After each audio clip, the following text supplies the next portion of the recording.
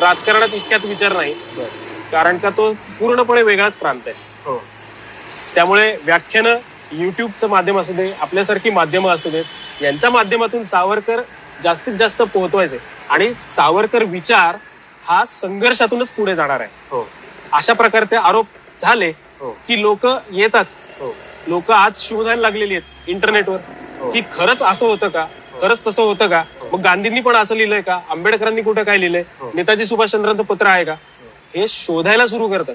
त्यामुळे हे एकंदरीत ही चांगलीच गोष्ट आहे. हे आरोप होत आहेत ते आम्हाला नवीन नवीन सावरकर अभ्यासक मिळतात आणि त्यातूनच हा. तुम्ही तुमची गांधीजींबद्दलची मतं सांगितली, ती थोडी पुन्हा एकदा सांगा. नेहरूंबद्दलची मतं सांगा, तुमची मतं सांगा. बर, माझी मतं सांगतो, स्पष्टपणे सांगतो. अगदी कसं होतं की महात्मा गांधी हे दक्षिण आफ्रिकेतून भारतात आलेले, चळवळ सुरू केली, असहकार चळवळ, ती जोडली त्यांनी खिलाफत चळवळी.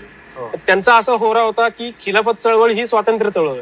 मुळात खिलाफत चळवळीचा हेतूच वेगळा होता की तो जो खलिफा बसला होता, ज्याला पदच्युत केला होता ब्रिटिशांनी, केमाल पाशाने, त्याला पुन्हा एकदा तुर्कस्तानमध्ये त्याला पुन्हा नाकारलं गेलं.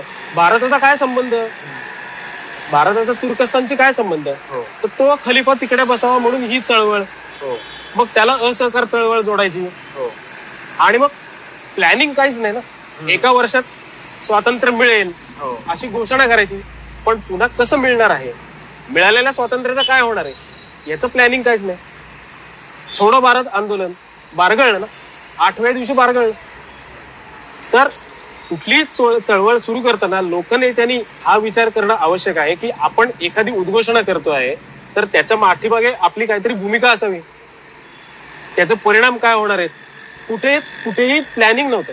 बरं, 1942 साली छोडो भारत चळवळीचा ज्या वेळेला ड्राफ्ट तयार केला त्यावेळेला नेहरू आणि मौलाना आझाद यांचेच मतभेद झाले काँग्रेस वर्किंग कमिटीमध्ये. हे सर्वश्रुत आहे. मग असं असताना ती चळवळ राबवायची, उगाच काहीतरी करायचं आणि लगेच कुठे स्वातंत्र्य मिळालं. छोडो भारत तुम्हाला लगेच अपेक्षित होतं ना स्वातंत्र्य, पण नाहीच मिळालं. या उलट आता नेहरूंचा जर अभ्यास केला तर नेहरूंना म्हणजे तुरुंगवास म्हणजे पंचतारांकित ट्रीटमेंट होती. एक नाभा प्रकरण सांगतो तुम्हाला. शेतकऱ्यांचं आंदोलन सुरू होतं 1922-23 साली.